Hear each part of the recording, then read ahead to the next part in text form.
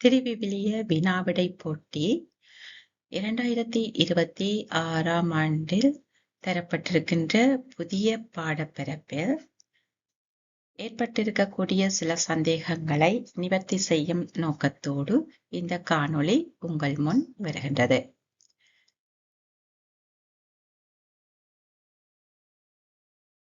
திருவிவிலிய வினாவிடை போட்டி தேசிய மட்டத்தில் நடத்தப்படுகின்ற பொழுது 4 பிரிவுகளாக வகுக்கப்பட்டு இந்த 4வது பிரிவில் தரம் 10, தரம் 11 ஆகிய வகுப்புகள் உள்ளடக்கப்படுகின்றது.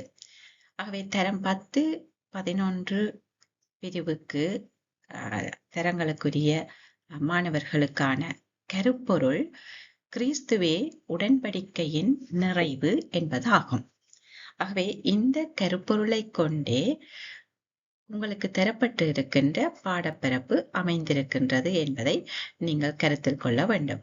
உங்களுக்கு தரப்பட்டிருக்கின்ற பாடப்பரப்பை நீங்கள் கற்கின்ற பொழுது தனிப்பட திருவிவிலிய பகுதிகளை அல்லது வசனங்களை மனனம் செய்தல் மாத்திரம் இங்கு நோக்கமல்ல, மாறாக அந்த தரப்பட்டிருக்கின்ற பகுதிகளின் ஊடாக கிறிஸ்துவே உடன்படிக்கையின் நிறைவு என்பதை நீங்கள் புரிந்து கொள்ளுதல் அவசியமாக இருக்கின்றது. இந்த அடிப்படையில் உங்களுக்கு, அதாவது தரம் 11 மாணவர்களுக்கு தரப்பட்டிருக்கின்ற பாடப்பரப்பை நாங்கள் நோக்கேன். உங்களுக்குரிய தலைப்பு 4 பகுதிகளுக்கு தரப்படுகின்றது. அதாவது இறைவார்த்தை பகுதி, விசுவாச அறிக்கை, அருளடையாளம், சபவாழ்வு. இந்த 4 முக்கியமான பகுதிகளின் கீழ் உங்களுக்குரிய இந்த கருப்பொருள் வகுக்கப்பட்டிருக்கிறதை நீங்கள் அவதானிக்கலாம். தரம் 10, 11 ஆகிய வகுப்புகள் 4வது பிரிவுக்குள் உள்ளடக்கப்பட்டிருந்தாலும் தரம் 10க்கும் தரம் 11க்கும் அதேபோல் ஒவ்வொரு வகுப்புக்கும் உரிய பாடப்பரப்பு வித்தியாசமானது என்பதை அவதானித்துக் கொள்ள வேண்டும்.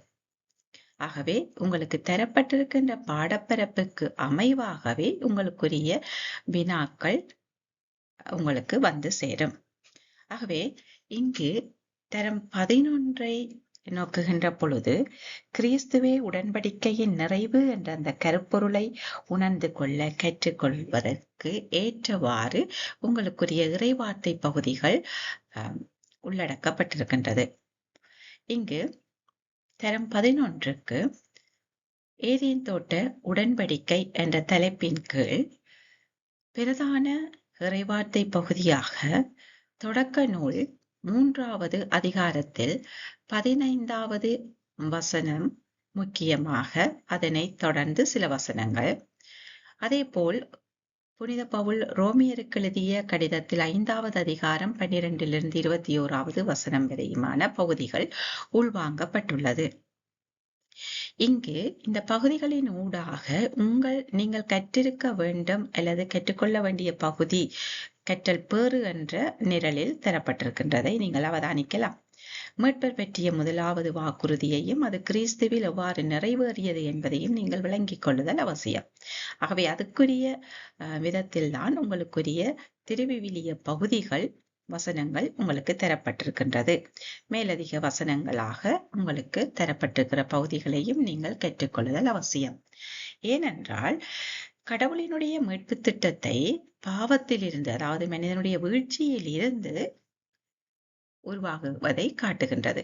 அவை கிறிஸ்து பாவத்தையும் மரணத்தையும் வெற்றி கொண்டார் என்ற விடயமும் இங்கு உள்வாங்கப்பட்டிருக்கின்றது. இவற்றை விளங்கிக் கொள்வதற்காகவே இந்த ஏதேன் தோட்ட உடன்படிக்கை உங்களுக்கு முன்வைக்கப்பட்டிருக்கிறதை நீங்கள் அவதானிக்கலாம். அதுபோல் 2வதானது ஆபிரகாமுடனான உடன்படிக்கை. இந்த ஆபிரகாமுடனான உடன்படிக்கையில் தொடக்க நூல் 12வது அதிகாரத்தில் ஆபிரகாமினுடைய அழைப்போடு தொடங்கப்படுகிறது. ஆகவே அங்கு தரப்பட்டிருக்கின்ற இந்த வசனங்களும் அதே போல் கலாத்தியர் கலாத்தியருக்கு பவுல் எழுதிய கடிதத்தில் காணப்படுகின்ற வசனங்களும் உள்வாங்கப்பட்டிருக்கின்றது. இங்கு கடவுளினுடைய உடன்படிக்கையின் தொடர்ச்சியையும் உலகளாவிய மீட்பையும் எடுத்து காட்டுகிறது. இதற்காகவேதான் இந்த பிறப்பு உங்களுக்கு தரப்பட்டிருக்கிறது. உலகத்தில் அனைவருக்குமான இறைவனின் ஆசை கிறிஸ்துவில் முழுமையடைந்துள்ளது என்பதை மாணவர்கள் விளங்கிக் கொள்ள வேண்டும் என்ற விடயம் இங்கு எதிர்பார்க்கப்படுவதை நீங்கள் அவதானிக்க வேண்டும். அடுத்ததாக நோவாவுடனான உடன்படிக்கை. இந்த நோவாவுடனான உடன்படிக்கையில் தொடக்க நூல் 9வது அதிகாரத்தில் நாங்கள் பார்க்கலாம். அதே போல் பேதுருவினுடைய கடிதத்தில் 3வது அதிகாரத்தில் தரப்பட்டிருக்கின்ற வசனங்கள். இங்கு இறை இரக்கத்தினூடாகவும் நீரினூடாகவும் கடவுளின் மீட்புக்கான உடன்படிக்கையை மாணவர்கள் விளங்கிக் கொள்ள வேண்டும். இதற்காகவே கடவுளின் உடன்படிக்கையானது இரக்கம் மற்றும் பாதுகாப்பை திருமுழுக்கு அருளடையாளத்தின் மூலம் முன்னிலைப்படுத்துகின்றது என்பது உங்களுக்கு தரப்பட்டிருக்கின்றது. அடுத்ததாக மோசேயுடனான உடன்படிக்கை. இறைவன் மோசையோடு செய்து கொண்ட உடன்படிக்கைக்கான விவிலிய பகுதிகள் இங்கு தரப்பட்டிருக்கின்றது. இங்கு விடுதலை பயணம் 19 தொடக்கம் 24 அதிகாரங்கள் நீங்கள் படிக்க வேண்டிய பகுதிகள். அதே போல் மத்தேயு நற்செய்தியில் 5 தொடக்கம் 7 அதிகாரங்களை நீங்கள் கற்றுக்கொள்ள வேண்டும். அடுத்ததாக தாவீது அரசனுடனான உடன்படிக்கை. இந்த தாவீதுடனான உடன்படிக்கையில் தாவீதின் வழிமரபில் இருந்து வரும் அரசராக கிறிஸ்து அடையாளம் காட்டப்பட்டிருக்கிறார் என்பதை மாணவர்கள் புரிந்து கொள்ள வேண்டியவர்களாக இருக்கின்றீர்கள். இதற்கு இயேசுவில் நிறைவேறிய இறையரசுக்கான கடவுளின் வாக்குறுதியை காட்டுவதை நாங்கள் காணலாம். அதன் போது இந்த பழைய, அதாவது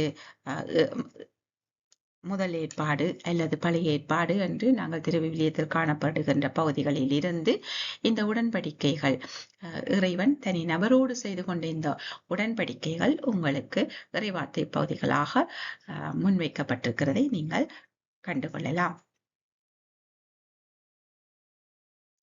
அடுத்ததாக இறைவார்த்தை பகுதியில் புதிய ஏற்பாட்டிலிருந்து எடுக்கப்பட்டிருக்கின்ற பகுதிகள். இங்கு இயேசு தூய ஆவியை வாக்களிக்கிறார். இது யோவான் நற்செய்தியில் இருந்து எடுக்கப்படுகிறது. அவை நம்பிக்கையாளர் உடன்படிக்கையின் விசுவாசத்தை தொடர்ந்து வாழ தூய ஆவியானவர் கிறிஸ்துவின் பணியை தொடர்ந்து ஆற்றுகின்றார். இதனை எங்களுக்கு விளங்கப்படுத்துவதற்காகவே இந்த தூய ஆவியானவர் ஒரு ஆசிரியராகவும் வழிகாட்டியாகவும் இருப்பதற்கான வாக்குறுதியை மாணவர்கள் அறிந்து கொள்ள வேண்டியவர்களாக இருக்கின்றீர்கள். அதே போல் புதிய ஏற்பாட்டில் வழிகாட்டுபவரும் ஆலோசகருமாக தூய ஆவியானவர் இருக்கின்றார் என்ற விடயத்தை யோவான் நற்செய்தியிலிருந்து நாங்கள் கற்றுக்கொள்ளலாம். ஆகவே இங்கு நீங்கள் கற்றுக்கொள்ள வேண்டும் என்று எதிர்பார்க்கப்படுகின்ற விடயம், திரு அவையை வழி நடத்துவதிலும் ஆறுதல் படுத்துவதிலும் தூய ஆவியின் பங்கு அதிகமானது. இந்த விடயத்தை நீங்கள் புரிந்து கொள்ள வேண்டியவர்களாக இருக்கின்றீர்கள். அடுத்ததாக திரு அவையின் பணி, அதாவது புனித பவுலின் கடிதங்கள் இதுகம் இந்த புதிய ஏற்பாட்டில் இருந்து எடுக்கப்படுகின்ற பகுதிகள். இங்கு பவுலினுடைய கடிதங்கள், கொரிந்தியருக்கு எழுதிய 1வது கடிதம், எபேசியருக்கு, ரோமியருக்கு எழுதிய கடிதங்களிலிருந்து எடுக்கப்படுகின்ற விடயமாக இருக்கின்றது. இவை அனைத்துமே கிறிஸ்துவே உடன்படிக்கையின் நிறைவு என்ற விடயத்தை காட்டுகின்றதாக இருக்கின்றதாகவே இந்த கருப்பொருளை மையப்படுத்தியே நீங்கள் இந்த பாடப்பரப்பினை உள்வாங்கிக் கொள்ள வேண்டும். அந்த அடிப்படையில் இந்த திரு அவையின் பணியை பற்றி பார்க்கின்ற பொழுது, திரு அவையின் பணியானது கிறிஸ்துவுக்கு சாட்சி பகர்ந்து ஒற்றுமையை கட்டியெழுப்புவது தான் இருக்கின்றது என்பதை மாணவர்கள் அறிந்து கொள்ள வேண்டியவர்களாக இருக்கு. இதுதான் உங்களுடைய கற்றல் பெயராக இருக்குது. இந்த விடயத்தை நீங்கள் இந்த விவிலிய பகுதிகளின் ஊடாக கற்றுக்கொள்ள வேண்டும் என்று எதிர்பார்க்கப்படுகின்றது. அதே போல் இயேசு பேதுருவை பாறை என்று அழைக்கின்றார். இது இந்த விடயம் மத்தேயு நற்செய்தியிலிருந்து எடுக்கப்படுகிறது. ஆகவே இங்கு பேதுருவினுடைய வகிபாகம் என்ன, அவர் எவ்வாறு இயேசுவால அங்கீகரிக்கப்பட்டவராக இந்த திரு அவையில தொடர்ச்சியாக அவர் திருத்தூது திருத்துவது பணியை ஆற்றினார். அவரை தொடர்ந்து அவரிடமாக தொடர்ச்சியாக வருகின்ற அந்த அவருடைய அதிகாரம், பேதுருவுக்கு இயேசு கொடுத்த அந்த அதிகாரம் எவ்வாறு இன்று வரைக்கும் திருகவையில் இருக்கக்கூடிய திருத்தந்தையர்களுக்கு கிடைக்கின்றது. அவை இது இயேசு பேதுருவுக்கு வழங்கிய அதிகாரத்தின் ஊடாக. அவை அப்போஸ்தலிக அதிகாரத்தையும் உடன்படிக்கையின் தொடர்ச்சியையும் நிறைவேற்றுவது இந்த பேதுருவினுடைய அதிகாரம் மிக்க வகை பங்கு என்பதை நாங்கள் புரிந்து கொள்ள வேண்டியவர்களாக இருக்கின்றோம். அடுத்த பகுதியாக, அதாவது இரண்டாவது விடயமாக உங்களுடைய பாடப்பரப்பில் காணப்படுவது, முதலாவது நாங்கள் பார்த்தோம் இறைவார்த்தை என்று, அந்த இறைவார்த்தைக்குள்ள இவ்வளவு விடயங்களையும் நாங்கள் பார்த்து நாங்கள் அதுக்கடுத்ததாக பார்க்கிறது அருளடையாளங்கள். இந்த அருளடையாளங்களில் பார்ப்பது உங்களுக்கு தரப்பட்டிருக்கிறது உறுதி பூசுதல். அவை இந்த உறுதி பூசல் என்ற அருளடையாளத்தை பற்றி நீங்கள் புரிந்து கொள்வதற்கு விடுதலை பயணத்தில் 30வது அதிகாரத்தில் தரப்பட்டிருக்கிற வசனங்களும், அதே போல் பவுல் கொரிந்தியருக்கு எழுதிய 2வது மடல், எபேசியருக்கு எழுதியது, தீமோத்தேயுக்கு எழுதிய 2வது மடல் ஆகிய பகுதிகளில் இருந்து எடுக்கப்பட்ட பகுதிகளை நீங்கள் கற்று உறுதிப்பூசல் அருளடையாளத்தினூடாக தூய ஆவியானவரால் உறுதிப்படுத்தப்பட்டு கிறிஸ்துவுக்குள் இணைதல் என்ற விடயத்தை நீங்கள் கிரகித்துக் கொள்ள வேண்டும். அவை உறுதிப்பூசல் அருளடையாளம் உடன்படிக்கையில் பங்கேற்க வலிமை தந்து கிறிஸ்துவின் பணியை செய்ய எம்மை தயார்படுத்துகிறது என்ற விடயத்தை நாங்கள் இந்த அருளடையாளத்தினூடாக கற்றுக்கொள்ளக்கூடியதாக இருக்கின்றது. அதே போல் 3வது விடயம், முதலாவது இறைவார்த்தை என்று பார்த்த நாங்கள், 2வது அருளடையாளத்தை பார்த்தோம், அங்கு உறுதி பூசலை கவனித்தோம். அடுத்ததாக விசுவாச அறிக்கை, 3வது விசுவாச அறிக்கை, 3வது தலைப்பு விசுவாச அறிக்கை. இங்கு நிசேயா, அதாவது கொன்ஸ்டாந்தினோபிள் விசுவாச அறிக்கை உள்வாங்கப்படுகிறது. ஆகவே நிசேயா அல்லது நாங்கள் ஒவ்வொரு திருப்பலியிலும் விசேடமாக ஞாயிறு திருப்பலிகளில் உச்சாரணம் செய்கின்ற இந்த விசுவாச அறிக்கையில் காணப்படுகின்ற சகல பகுதிகளும் இந்த 8வது 9வது பகுதியை வலியுறுத்தி இருக்கிறதை நாங்கள் காணலாம். அவை விசுவாச பிரமாணத்தை தரம் 11 மாணவர்கள் முழுமையாக தெரிந்து கொள்ளுதல் அவசியமாக இருக்கின்றது. இந்த விசுவாச பிரமாணத்தை நீங்கள் உச்சாரணம் செய்கின்ற பொழுது, அதாவது சொல்லுகின்ற பொழுது, செவிக்கின்ற பொழுது, எதை நாங்கள் செவிக்கின்றோம், எதை நாங்கள் விசுவசிக்கின்றோம் என்பதை உணர்ந்து செபிக்கக்கூடியவர்களாக நீங்கள் இருக்க வேண்டும் என்ற விடயம் உங்களிடமிருந்து எதிர்பார்க்கப்படுகின்றது. அதுபோல் 4வது தலைப்பாக காணப்படுவது சபம். இந்த சபத்துக்காக உங்களுக்கு தரப்பட்டிருக்கின்ற விவிலிய பகுதிகள் விடுதலை பயணம் 15வது அதிகாரத்திலும், திருப்பாடல் 103வது அதிகாரமும், எசாயா இறைவாக்கினருடைய நூலிலிருந்து 12வது அதிகாரமும் இங்கு உங்களுக்கு தரப்பட்டிருக்கின்றது. அவை கடவுளின் உடன்படிக்கையில் நம்பிக்கையையும் நன்றி அறிதலையும் மகிழ்வையும் வெளிப்படுத்தக்கூடிய பிள்ளைகளாக நீங்கள் இருக்க வேண்டும் என்ற விடயம் இந்த பகுதியின் ஊடாக உங்களிடமிருந்து எதிர்பார்க்கப்படுகின்றது. இது பற்றிய இந்த 4 பகுதிகள் பற்றிய மேலதிக விளக்கம்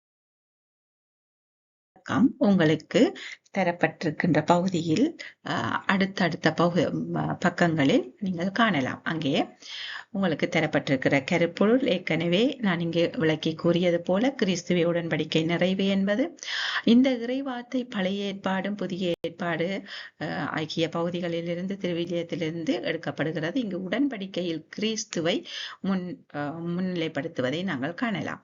அவை பழைய ஏற்பாட்டு உடன்படிக்கைகளை பார்க்கின்ற பொழுது ஏதேன் தோட்ட உடன்படிக்கை, அடுத்ததாக நோவாவுடனான உடன்படிக்கை, அதன் பிறகு மோசேய உடனான உடன்படிக்கை, ஆபிரகாமோடு உடன்படிக்கை, தாவீதோடு உடன்படிக்கை, இவையெல்லாம் இறைவன் ஏற்படுத்திய தனி மனிதரோடு ஏற்படுத்திய உடன்படிக்கைகள். அவை இந்த உடன்படிக்கைகள் ஊடாக மீட்பர் பற்றிய முதல் வாக்குறுதியையும் அவை கிறிஸ்துவில் எவ்வாறு நிறைவேறியது என்பதையும் நீங்கள் விளங்கிக் கொள்ள வேண்டும் என்பது எதிர்பார்க்கப்படுகின்றது. 2வது விடயம், கிறிஸ்துவே பாவத்தையும் இறப்பையும் வெற்றி கொண்டவர் என்பதையும் புரிந்து கொள்ள கூடியவர்களாக நீங்கள் இருக்க வேண்டும். இதற்குரிய மேலதிக மேற்கோள்கள் உங்களுக்கு தரப்பட்டிருக்கின்றது. அதையும் நீங்கள் கவனித்துக் கொள்ள வேண்டும். இவ்வாறாக ஒவ்வொரு தலைப்பும் உங்களுக்கு எவ்வாறு நீங்கள் அவற்றை கற்றுக்கொள்ள வேண்டும், அதனூடாக நீங்கள் கற்றுக்கொள்ள வேண்டிய விடயம் என்ன என்பதையும் உங்கள் முன்வைக்கப்பட்டிருக்கிறதை நீங்கள் காணலாம். பழைய ஏற்பாட்டிலும் புதிய ஏற்பாட்டிலும். அதே போல் அருளடையாளம், விசுவாச அறிக்கை, செபத்துக்காகவும் எங்களுக்கு பகுதிகள் தரப்பட்டிருக்கின்றதை நாங்கள் காணலாம். அவை இங்கு நாங்கள் பார்க்கின்ற இந்த பகுதிகளில் இருந்துதான் உங்களுக்குரிய வினாக்கள் தேசிய மட்டத்தில் நடாத்தப்படுகின்ற பொழுது தரப்படும். இங்கு தரப்படுகின்ற மதிப்பீடு மீளாய்வு என்ற விடயம் ஒரு உதாரணத்துக்காக ஒரு நீங்கள் பங்கு பெற்றுவதை இலகுபடுத்துவதற்காக தரப்பட்டது. ஆனால் இது நீங்கள் உங்களுடைய மறைப்பாடசாலைகளுக்கு ஏற்றவாறு இவை மாற்றியமைக்கப்படும். இதை பற்றி நீங்கள் அதிகளவாக கவலை கொள்ள வேண்டியதில்லை. நீங்கள் உங்களுக்கு தரப்பட்டிருக்கின்ற பாடப்பகுதிகளை நீங்கள் முறையாக கற்றுக்கொண்டால் போதும்.